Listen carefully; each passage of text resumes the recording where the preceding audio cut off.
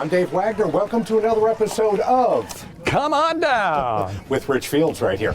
This is a podcast that is really all about Rich's time in Hollywood, working on The Price is Right with both Bob Barker and Drew Carey. It's really all about game shows in general, because over the years you have lent your voice to some 9 different game shows. 9 different game shows, and titles in your lifetime. So it's bells, buzzers, and anything game shows. And boy, do we have a treat for you today. We sure do. We've been publicizing this for a couple of weeks, and viewers are very excited. If you don't know much about this guy, he was born in San Francisco. He's a California native. I won't say what year. He worked on Match Game, Family Feud, Double Dare, The Price is Right, of course. Now You See It. He started on The Price is Right in 1972. As a staff member, became a producer in '84, I believe. We'll have Roger check on all this in a second.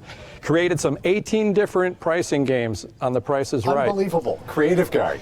And he's won 5 Emmys. Ladies and gentlemen, Roger Dobkowitz. All right, Roger. Welcome. Great to have you here, Roger. It's fun to be here. I always like talking about game shows and Price is Right. Yeah, this is going to be the end all to a lot. I mean, there's a lot of rumors on the internet. There's a lot of things people don't know about. And I always say, you need to ask Roger. Yeah, go straight to the source. Go straight to the source. So am I right, 5 Emmys? Well, I really have 6 because Barker had 21. Wow. And one day he said, Roger, I want you to have one of my Emmys. I rather give them away than have my heirs give them away. So he started giving them away. He said, I'm giving you this one. This is the very last one I won. So I want you to take good care of it. So I have 6. 6, that's awesome. You know, Bob gave me something too. Price is Right mug. What did he give you? Yeah, a $1.50 mug, Roger. I love this mug because it came right out of Bob Barker's cupboard in his kitchen, so I'll never give it away. I know they sell them. I know anybody can get them, but I love it. Yeah, well, it kind of shows the difference between your status at The Price is Right. Roger, you got an Emmy Award from Bob Barker. Rich, you got a cup. Got a cup. That's how much you love to me. Real quick, Roger, how many years total in game shows? I worked 36 years in game shows. Wow. I started out, well, you know, I was always a game show nut. When I was a little kid, I used to watch the game shows. The game shows have been forgotten now, like 7 Keys and The Big Payoff. And then when I was about to enter college, I was going to study law. And I was going through the little booklet they give you to schedule your classes and everything. I was paging through it for the pre-law classes. And they taught classes in television. I thought, that's what I want to learn. I want to learn television.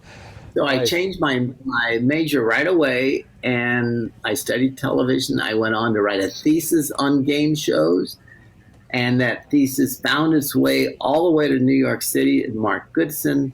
And I had an interview with Mark Goodson, and he hired me for The Price is Right. So he hired you off of your thesis? Right. He hired me. I met him in New York, and it's funny. Everybody always laughs at this, but I've told this lots of times.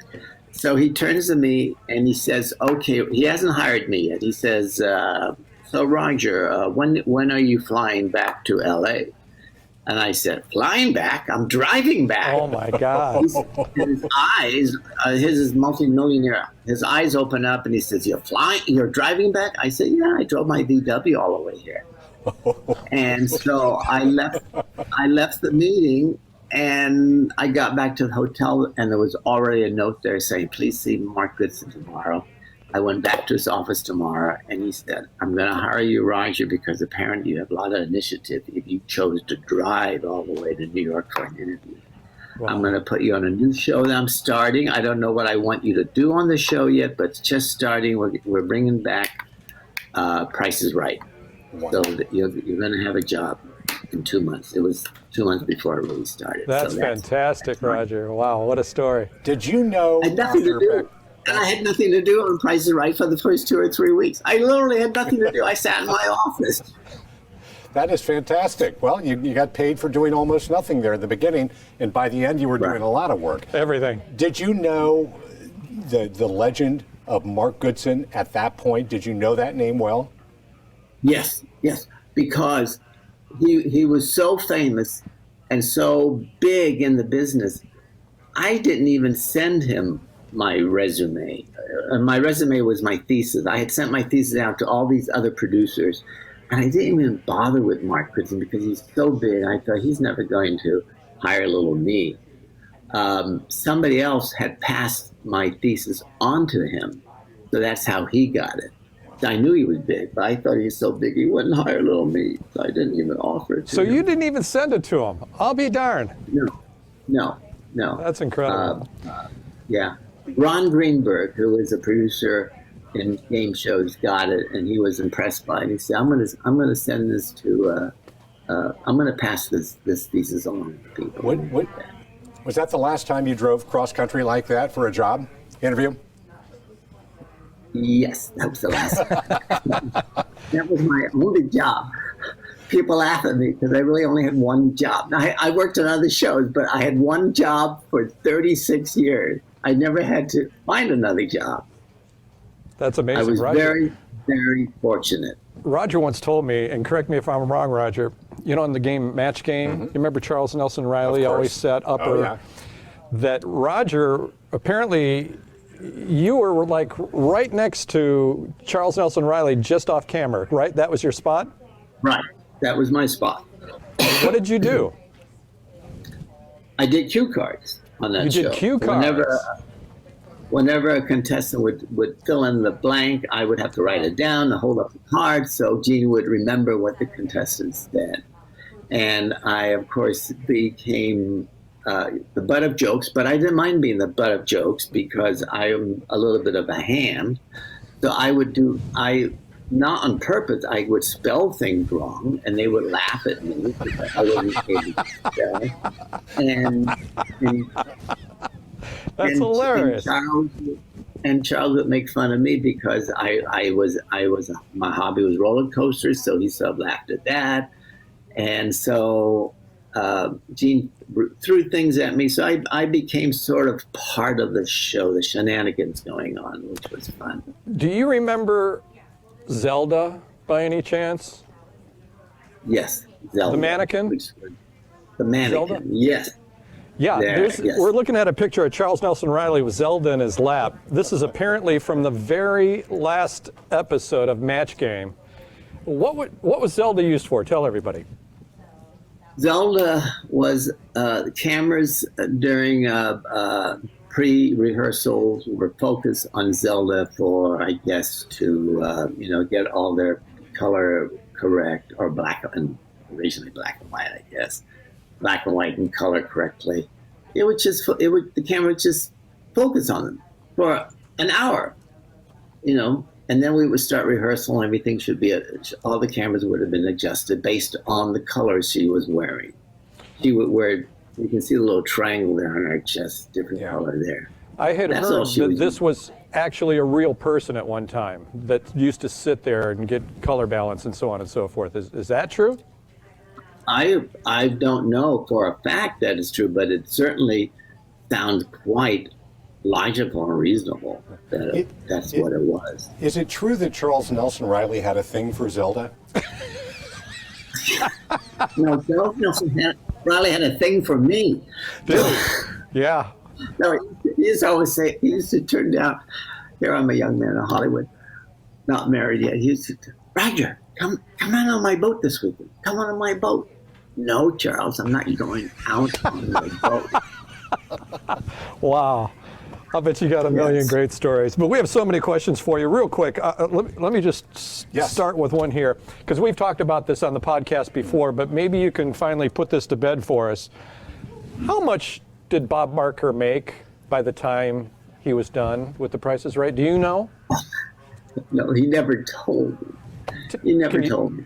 Can you take a guess? Do you have an educated guess? I think we used to say $5 million a year, $5 to $10 million a year. I I don't know. I mean, he asked for stuff, and they gave it to him. I remember. He was about to retire at one point. One point, he phoned me up in the morning, and he said, "Roger, I think I'm going to hang up my hat this year. I think I'm going to make this the last season." I said, "No, Bob, you can't do that. You can't do that, Bob." "Oh, no, Roger, I think it's done." "No, Bob, everybody still loves you. Everybody still there."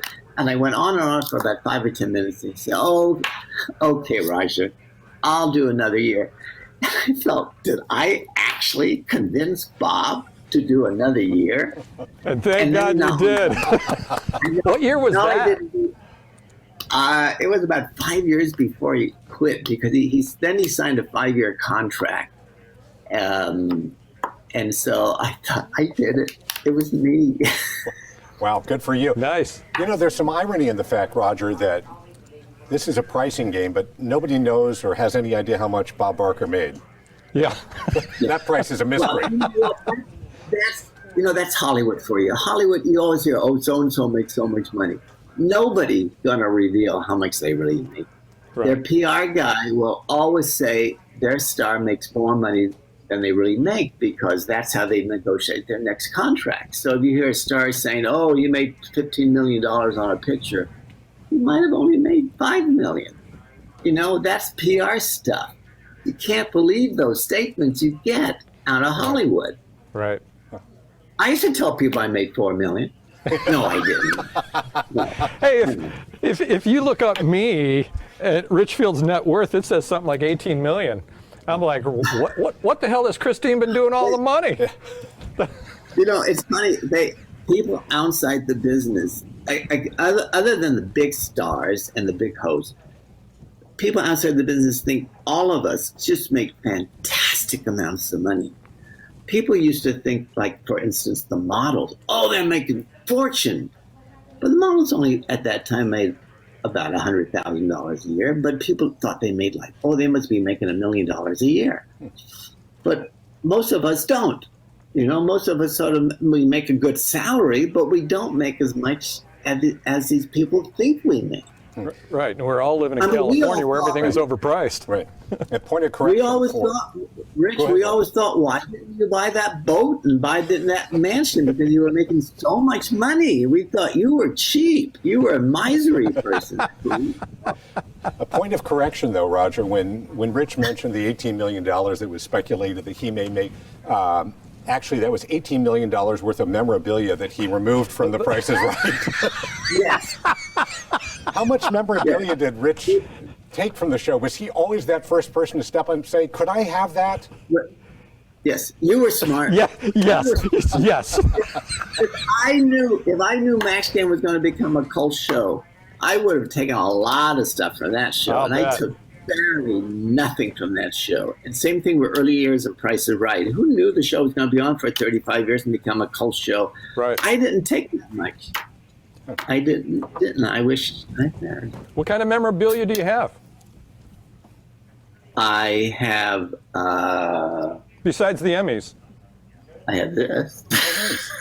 Oh, that's cool. That's really cool. That was in a show. That was Showcase? in a showcase.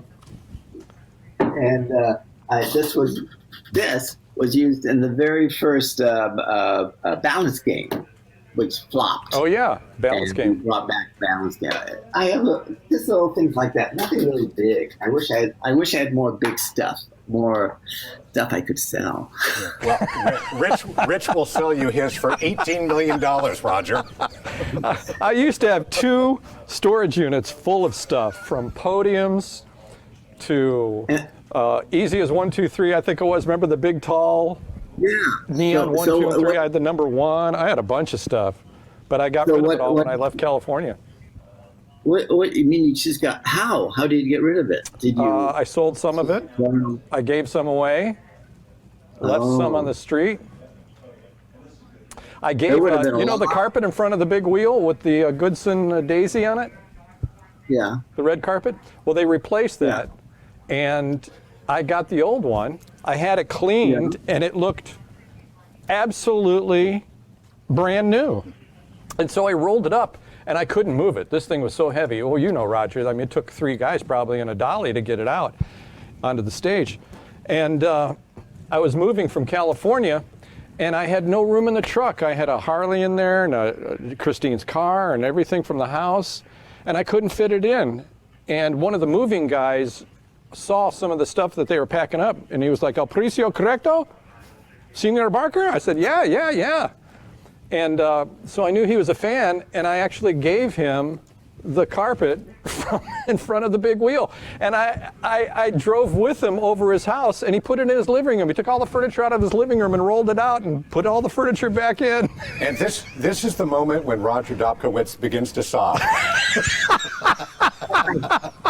Do you realize how many people on eBay, Price is Right, and super fans would have given you quite a little bit of money for that carpet? Yeah, I realize that now. Rich hasn't always made the best decisions in his life, Roger. Do you remember, do you know the story about how Rich broke into the Price is Right studios? Do you know that story? No. I think we had him arrested, didn't we? No, I don't know. I don't know if I ever talked to Roger about it. Kathy Greco I did, because she was there the day it happened, but my dad and I snuck into CBS when I was 18, and we got caught backstage by some gaming people, and they had to sequester us. And it was the day I met Johnny Olson, because you guys had to seat me in the very back row and keep an eye on me and Dad, because we'd seen all the prices and prizes backstage. And that was the day during Johnny's warm-up. He said, "Any questions?" I said, "Yeah, Johnny, how do I get your job?" And he pulled me up on stage to say, "Come on down." Were those the days when we didn't have any security at CBS? Apparently so. I'm serious. I remember my first 2 or 3 years of working at CBS, we just walked through the front door. We just walked through. There was no badges, nothing. We just walked through, and I always thought that was amazing how people just walk through the front door onto the studio. Well, so is that how you got in? You just walked in? No, we went through that the gate between CBS and the Grove, that circular turnstile gate. And then you walked up the ramp. We walked up the ramp next to the commissary, right into the hallway, and all the prizes were out. You guys were getting ready to do a show. Yeah. So Rich's dad is somewhere between being a good dad and a felon. If you could strike somewhere in the middle. His dad helped sneak him in because he knew Rich was so crazy about this show. Yeah. Rich is back there looking at the prices that are about to be revealed on the show, and all of a sudden, he hears somebody say, "Hey, gaming official." It was some gaming official, and he was like, "What are you guys doing here? Are you part of the production company?" And my dad said, "Oh, that's right. I'm just showing my son around." And he's like, "Well, who are you?" So, I laughed with Kathy about it many times. She was there. She was the one that came out and had to come get us. This guy backstage was like, "Hey, I need somebody back here right away." And it was Kathy Greco with her little clipboard, and she was like, "Who are you people? What are you doing here?" Yeah, too bad you didn't run into me, because I was always a little bit more generous and nicer to the people who visited the show or even snuck in, because I knew how they felt. So it was too bad you didn't run into me.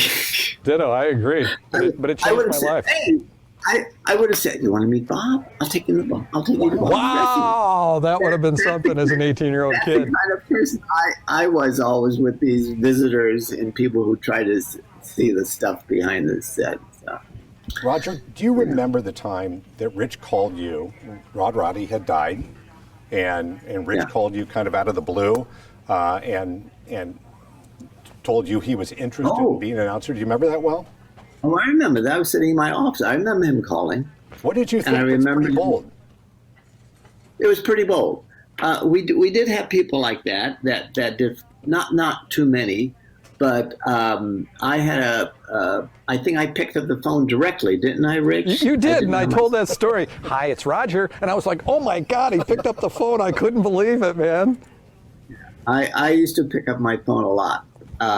And I remember talking to you and telling you what you had to do. You had to submit. I said, put your voice down some tape, and send it to me, and we'll listen to it. Isn't that what I said, basically? That's exactly what you said. Send me something. My calling card was, I said, Roger, you don't know me from a hole in the wall, but I used to work at a Mark Goodson show in Florida, the Florida Lottery's Flamingo Fortune. And you were like, oh, wow, so you're a game show announcer. I said, well, I want to be. Yeah, definitely. Yes, I remember that. And then I remembered when we had the big discussion of who to hire. It was between 2 or 3 people. And then Bob said, let's go with Rich. And I said, oh, great. And then he said, Roger, I want you to call him. Yes, handpicked by Bob Barker. How about that? Did you see something?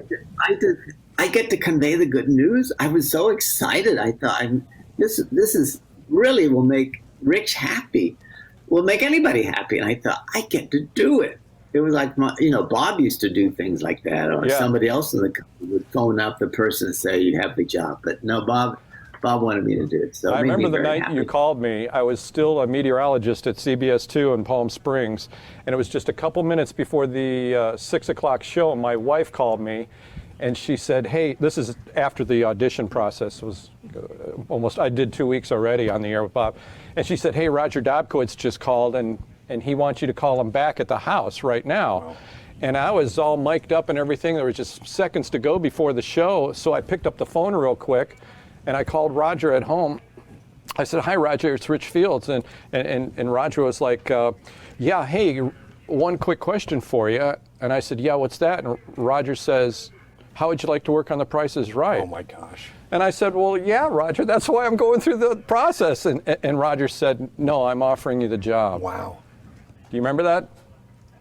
Oh, I remember that. Yes, I'll never forget it. I remember where I was standing. I remember where I was when you called, and I remember where I was standing when I had to call you. That is so awesome. Did you see something in Rich? You were a guy who drove across country to be a part of the game show industry.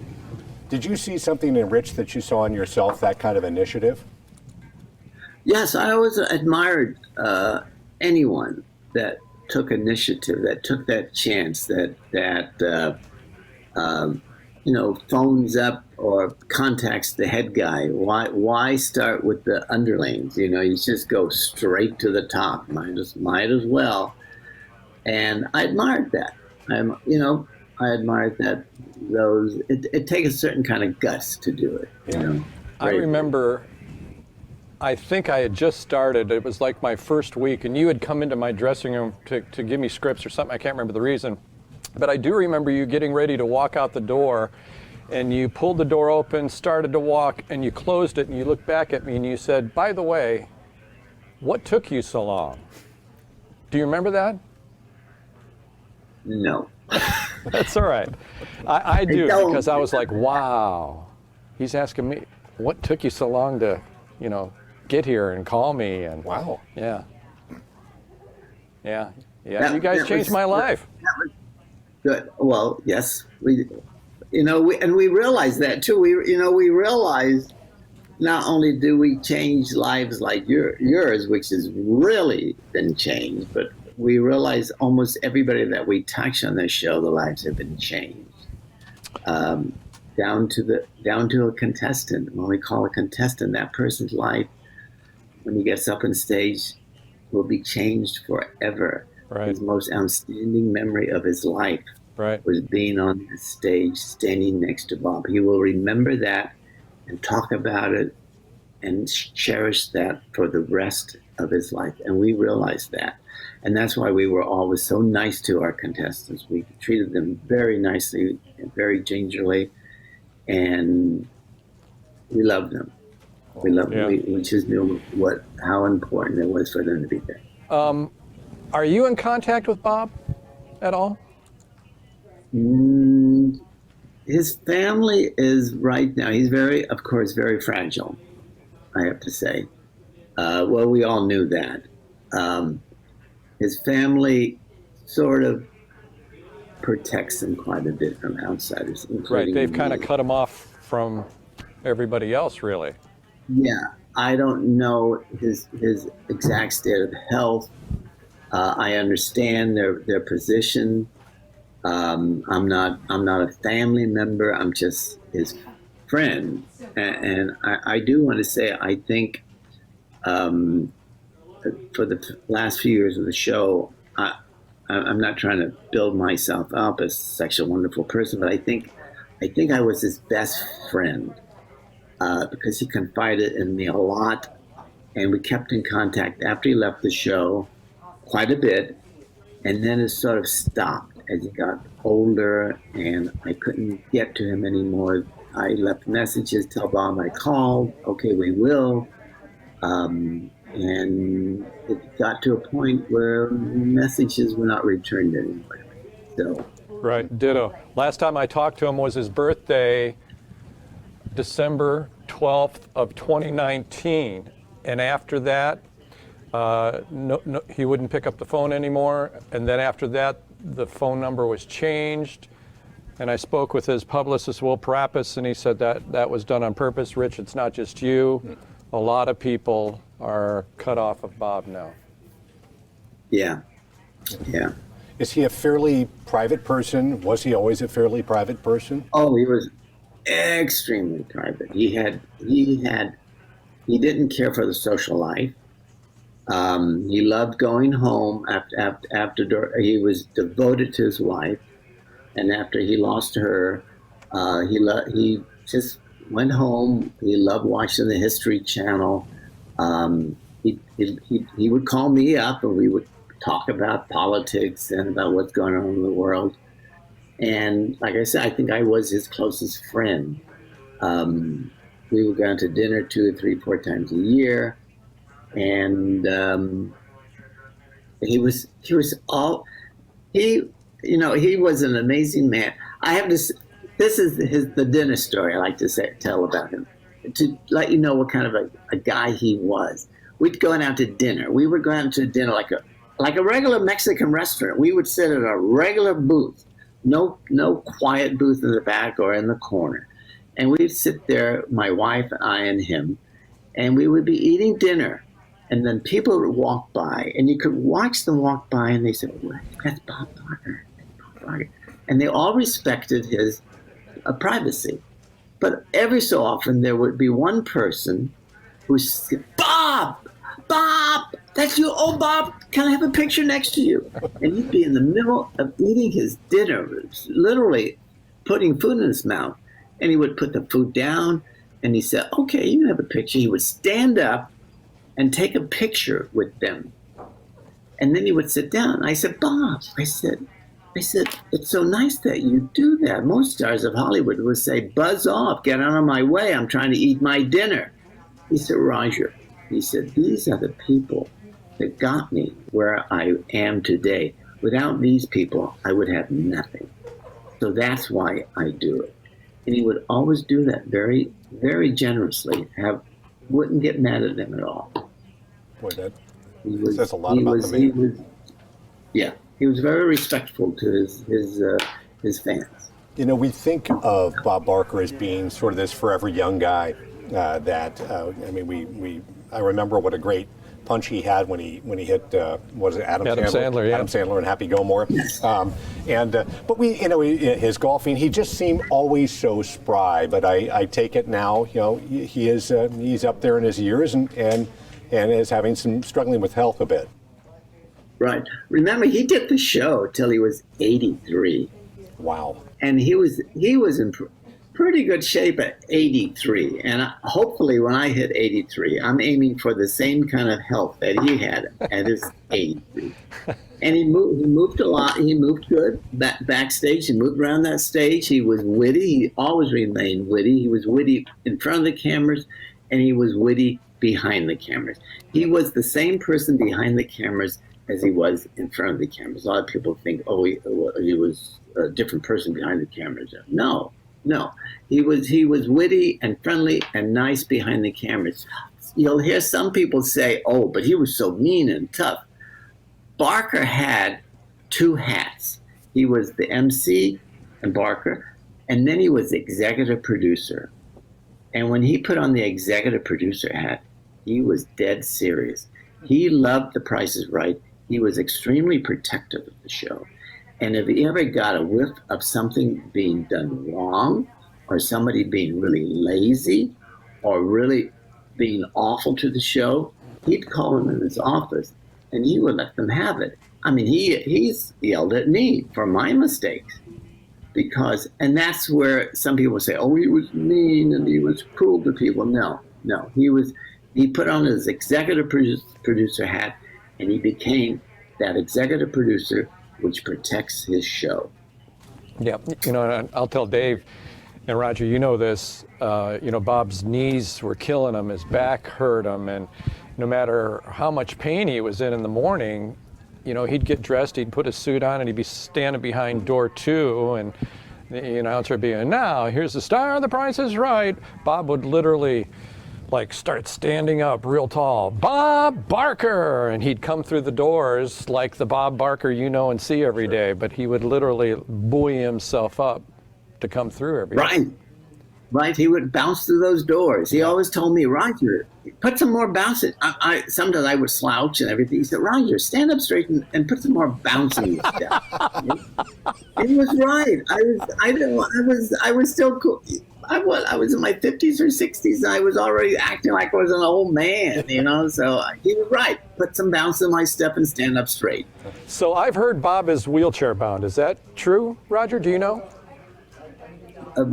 I would imagine his last fall was quite devastating to him. He fell, and he had to stay immobile. I was still talking to him at that time. He had to stay immobilized in his bed for 6 months. He broke something in his back, it was, and he actually had to stay still for up to 6 months. It drove him nuts. He didn't like it. And about near the end of that healing process is when slowly I lost contact with him. So he might be. He might be. Yeah. When it comes to Bob, we talk about him being kind of his authentic self. Do you think, Roger, that's what makes a good game show host? Being your authentic self, being the same off camera as you are on TV. Obviously, there's a certain performance, angle to this as well. Oh yeah, I think all successful game show hosts are like that. The ones I met are I met Monty. I knew Monty Hall. Tom Kennedy, Jack Nars, except for, Gene Rayburn is a different story. Well, but they're all nice. They were all nice. Oh boy. Okay, here we go. No, they were all nice. They were all gentlemen. They were all nice to people backstage. They were nice to the people who worked the show. They were just nice people. Gene was different. He was like a little, there was an angry part of him. There was a mean part. Was it the liquor on the stage? Was that part of the problem? No, he was. Because there was, right? I heard in the old Goodson days, there was liquor backstage. Oh, everybody was drinking. Oh yeah, between not only on the Max Game, the stars. I was just talking the other day to my wife. I said, I can't believe that between shows on Price is Right, we used to have a long break, like a 2-hour break, and everybody went across the street and drank for 2 hours, and then came back and did a show. I can't even imagine. Oh my God! Can't imagine what could go wrong. I bet it made for great shows. It did. I mean, I remember that I was in charge of, at that time, I was in charge of all the little prices that were put in and calculations and things like that. And there I was, after having 3 or 4 whiskey sours, I was still doing it okay. I'm amazed, and it wasn't looked down upon. That was a different era. Oh, he had 3 or 4 drinks. Oh, as long as he can do the show, fine. That's crazy. As you look back at some of these old game shows, Roger, there is so much sexual innuendo in some of them. Was that just very much a part of the shtick back in the day? Oh yeah. Oh, I guess that's what made Max Game, because that Max Game was the first one to really get into the innuendos, and it worked for that show. There were certain words we couldn't. It was funny. We couldn't say prostitute, but we could say. Wait a minute. We couldn't say prostitute. We could say whore, I think. Or something. We couldn't say breast, but we could say boobs. They had all these strange rules. Yeah, I think we couldn't say prostitute, but we could say whore. Isn't that amazing? Hey, look at Steve Harvey on Family Feud now. Yeah. It's so riddled with sexual innuendo. Oh, sure. It almost turns some folks off. Oh, the new Max game drives me nuts. I watched the new Max game with Alec Baldwin. And the questions are straightforward sex questions. And you know what? I don't want to be a Mr. Goody Two-Shoes or something, but I don't care for that. Innuendo is far more fun than just coming out and putting in sex jokes and sex questions. And just, I just found the show kind of very bad taste, extremely bad taste. Yeah, and give me a break. Alec Baldwin is not a game show host, and they put him there. This is a point. This gets me going. I'll tell you what gets me going. All right, let's hear it. Game shows today that are coming out today are not really game shows. They're scripted reality shows. Game shows, up until digital editing, were always done live to tape. It was like a live show. You had to have an MC that knew the show from top to bottom, who knew how to be charming, who knew how to take care of problems while the show is taping, who knew how to handle everything. They were hard to find. I mean, there were only a few really good game show hosts, and they went from show to show to show to show. And then digital editing came and reared its ugly head. Because, you did shows live to tape because tape was hard to edit. You actually had to splice it. And technicians, of course, got better and better over the years, but that was hard to do. So you mainly always did shows live to tape, hopefully did the whole show with one take. But then digital editing came, and now you could pick anybody to be a host, like Alec Baldwin.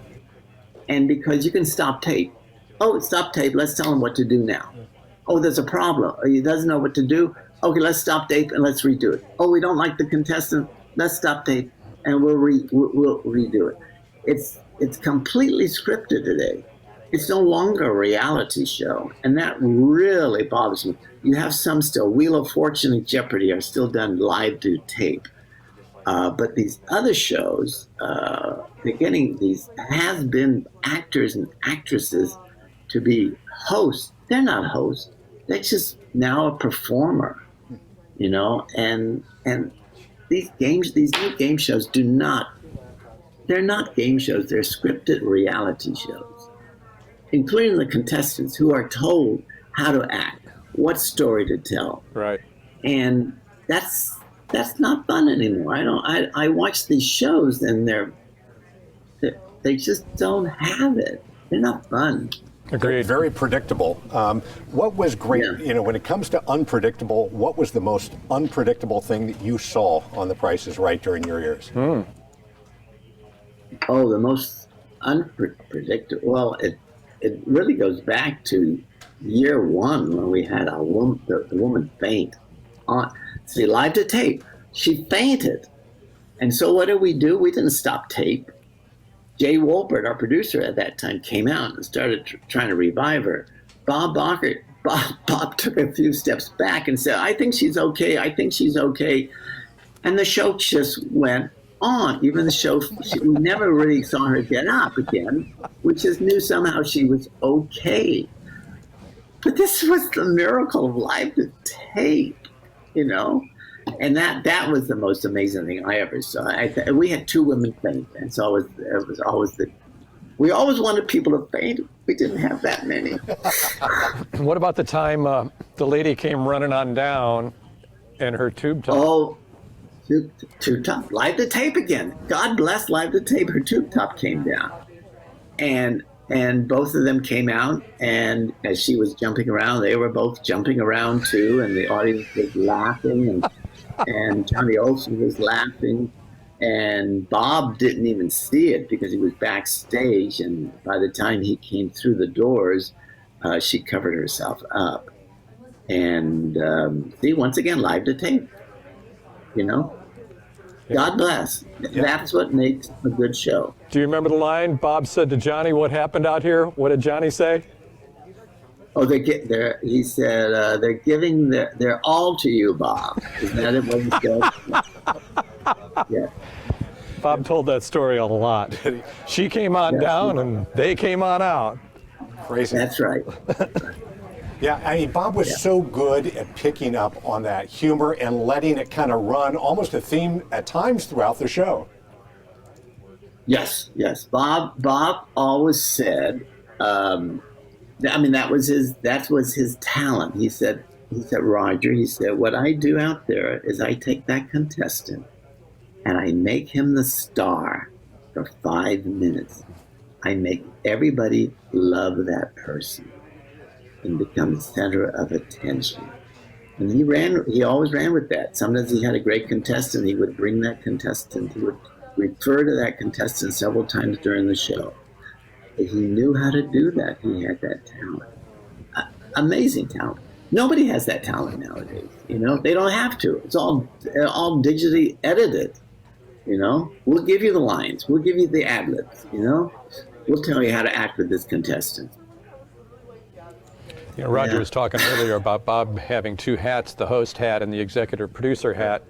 And I'll never forget the day, Roger, and I'm going to ask you if you have any recollection of it. Do you remember the day that I accidentally gave away a Corvette on the show? Yeah. Oh, I do.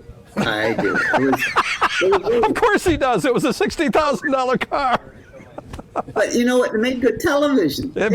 How did we resolve that? How was that fixed? Did we pick up and keep going? Because fans have asked, what happened, Rich? Did you roll out a new game, a new car? How did we resolve that? Did we just give him the car?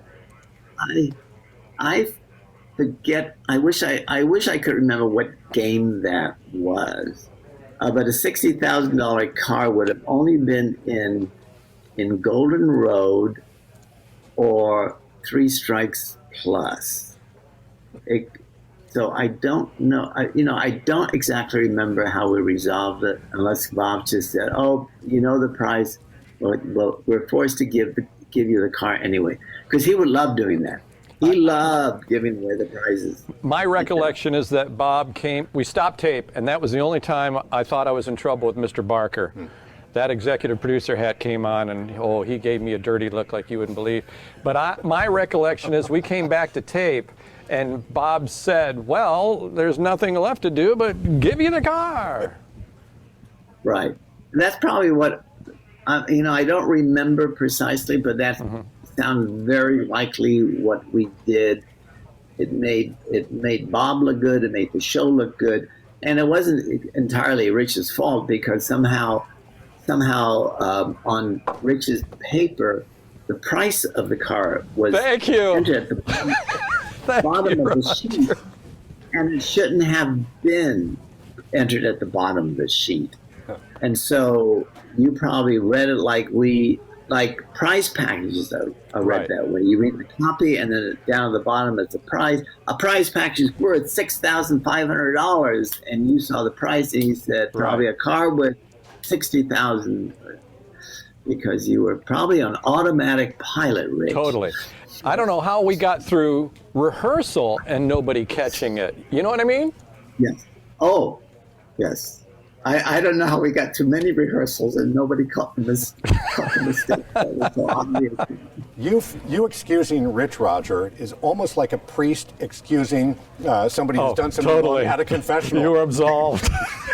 I'm only absolving him 50% because he shouldn't have read it. Shouldn't have read it. Sure. Right. And there's also we put it down there to tempt him. And there's also that commandment, thou shalt not steal, and he has an awful lot of stuff from The Price is Right. I You never didn't stole steal- anything. I asked somebody. I may have not asked the right person, Roger, but I never stole anything. Yes, that's true. It would have all been thrown in the garbage heap. See? Yes. And the dump back there. So I'm glad you took it. You know, I only wish I had taken some of that. Thank stuff. you. Thank you, Father. You have absolved his sins again. But I have something very valuable, Barker dollars.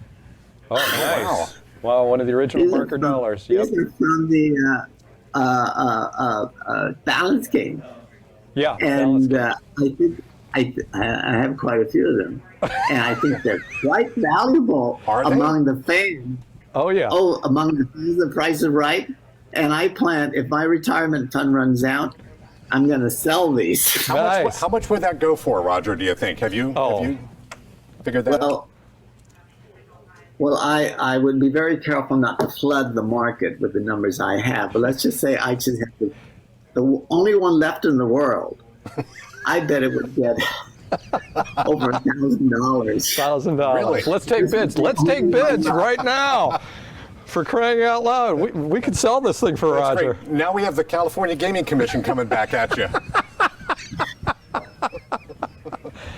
You know, it's made with it's good material. It's like solid. It feels like a real silver dollar. Yeah. So Well, we now that people know that you have those for sale, Roger, who knows? You may have this may be a profitable podcast for you here. It could be, yeah. Hey, before we go, there's a bunch of questions from viewers, and one of the questions is something I get asked about all the time. I know what Lawrence Siegel told me, Roger, but let's just dive into it. This is a message from Nick Michael. He said, most of us loyal fans heard about a supposed dispute between Bob and Rod during Rod's final years, that it was over wanting additional pay for extra $1 million spectaculars, and that Rod's camera time was eliminated due to that. So if this was true, did Bob really go see Rod in the hospital in his final days like Bob has said he did? Oh, Bob went to see Rod in the hospital. I was with him. I went to the hospital with Bob to say to give wishes to Roddy. Oh yeah, if somebody says we didn't, they're just trying to start a story that's. I think what they're trying to say is they heard of this dispute and they thought, oh, if Bob and Rod were fighting, did Bob really bury the hatchet and go see Rod in the hospital? And he did. Lawrence told me that Bob and you made a couple of visits. Yes. No, there was what happened. You know, Rod had an agent, a manager, who was really tough, a real tough one, and fought a lot for Rod. And Rod did not gain any merit points with the business people at Mark Goodson Productions. I don't know, they never told me exactly what he wanted, what Rod wanted.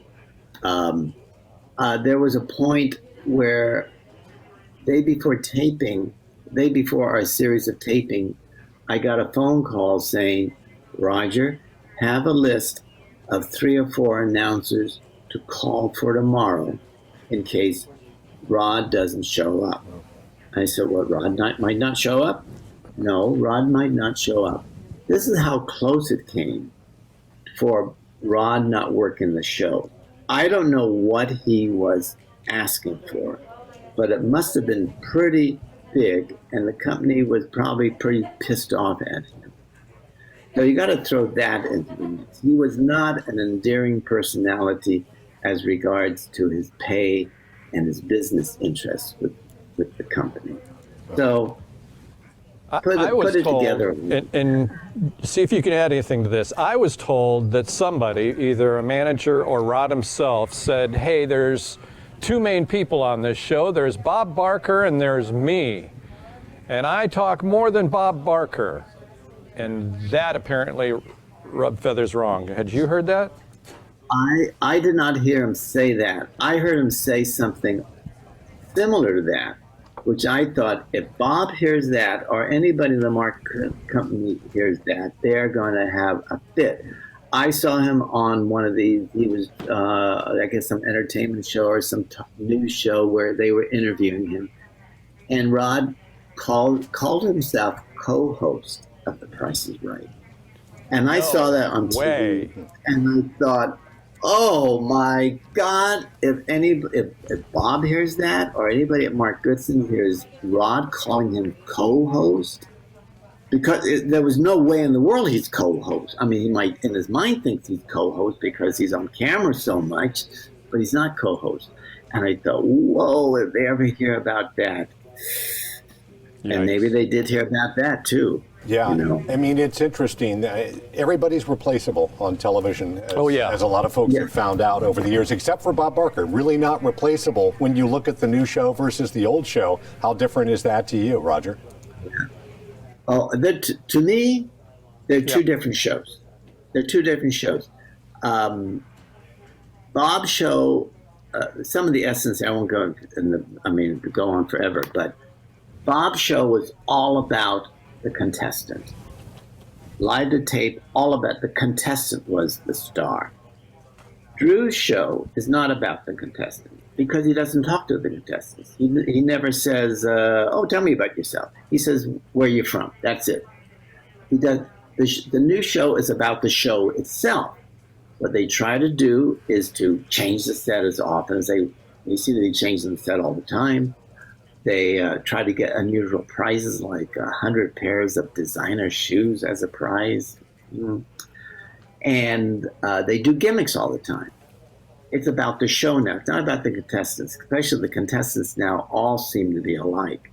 They all jump and they all scream and they're all, because they have a small audience. They don't even have the 300 people in the audience anymore. It's like a nightclub. It looks like a nightclub.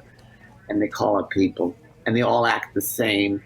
It's beginning to feel kind of cheap. It's like a foreign. I used to watch foreign versions of The Price is Right. And they were kind of cheap looking, you know. And this is, unfortunately, this show is now looking like you know what? If some people love it, I'm not going to put it down. I mean, really, it's not my cup of tea. And it's so different from Bob's version. It's like a different show. We have a few more questions for you here from listeners and viewers here. This one's from Christopher Gobb, writes, on the video of the morning of Bob's last show, the slate with the games. The final 3 games were played in reverse order of the first 3 games on Bob's first 1972 episode. Was this by design, Roger? It was by design. It was. A game missing there, though, is double prizes. Double prizes should have been played. But Bob did not want to play double prizes on his last show. But it was by design. I wanted any number to be the very last game played because that was, of course, his very first game. And I wanted that game won on the last show. But it wasn't. It wasn't won. We tried to make it really easy to be won, but it wasn't won. Yes. We have some other questions here. This is from somebody named David St. Dennis. Hi, Roger. Doesn't David St. Dennis sound like somebody on TV? I'm David St. Dennis, CKLW. 2020 News. Hi, Roger. My question is somewhat of a 2 and 2 here. How long does it take to prepare for any game show like The Price is Right for an episode? And also, do you have any advice for someone who wants to be in the game show TV business or maybe who wants to do their own game show on television? Well, how long it takes to get our show? Well, we start. You mean? I guess he means a specific program. How long it takes from? Yeah, a typical episode. Well, it would take about. Okay, we sit down. We say, okay, we're going to plan show number 6334D.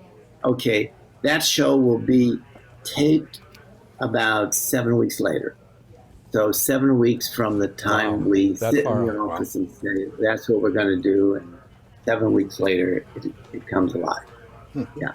And any advice for someone? Any advice, Yeah, Roger, for someone who wants to get into the game show industry? Unfortunately, TV has changed a lot since I left it. I would say to get into TV, you've just got to find program. There's so many TV shows right now, taping, cable, streaming. There's so many. You've got to find out which ones are hiring. I think there are apps and platforms where you can find out where they're hiring, and attach yourself to any show. Attach yourself to any show, and then be your best. It's not so hard. It's not so hard to be your best anymore, because there are so many people in the business that are not the best.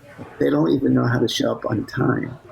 So as long as you show up on time and do what they tell you, you're going to be top. You're going to be top gun. Because there's my daughter works on a show in the past, and she used to come home and tell me how inept, not the show she's working on now, but a show she was working on before. She'd come home and tell me how inept everybody was on the staff. They wouldn't show up on time. They didn't know how to do stuff. And all you have to do now is find a job, get on a TV show, and just be on time and listen to what they have to say. And then when they tell you to do it, make sure you do it perfectly. And when you call the company, get the head guy. Yes. Or break into the CBS studios there with your father. Either way will work for you. Oh, Roger, this has been great, man. We're going to have you back on. There's so much we want to talk to you about, but there's just not enough time in a podcast. More. There's so much more. I can tell you the difference between Drew Carey and Bob Barker. There's our next show with Roger. Tease. Don't reveal it. Don't reveal it. We want to hear this. Oh, that's fantastic. Yeah, Roger, this is fantastic. Remember, if you are listening to this episode on your traditional podcast provider like Apple Music or Spotify, you can see most of the photos shown on today's episode here. You can see Roger's beautiful face as well by going to our Facebook page, facebook.com/Come On Down Podcast. Again, that's facebook.com/Come On Down Podcast. Send your questions. Next time we have Roger on, we'll ask some of those questions as well. Roger, you are a gentleman and just great. God bless you, brother. I love you so much. And I wanted to prove a point. In social media, they can be awfully mean, Yeah. But I just want to point my finger at that one person that always refers to me as a bitter old man. I'm not a bitter old man. I'm quite happy. No, he's happy. He's joyful. Yeah. Oh, God bless you. We'd like to talk to you again, and we agree. You're not a bitter old man. So. Okay, good. Thanks for being on, Roger. Yeah, so great talking to you. Love you, man. Okay, so, like Dave said, go to our Facebook page, Facebook/Come On Down Podcast. You can see pictures from today's show. You can make comments there. Always try to subscribe to the 10 Tampa Bay YouTube page. It's the only place you can see the podcast. You can catch up and watch any of them there. And you'll also get alerts when the show's about to happen live, or if I'm taking questions live or something like that. Or if Roger's going to be on. So, when Roger's going to be on. Exactly right. This is great. So we hope you join us next time for another episode of Come On Down.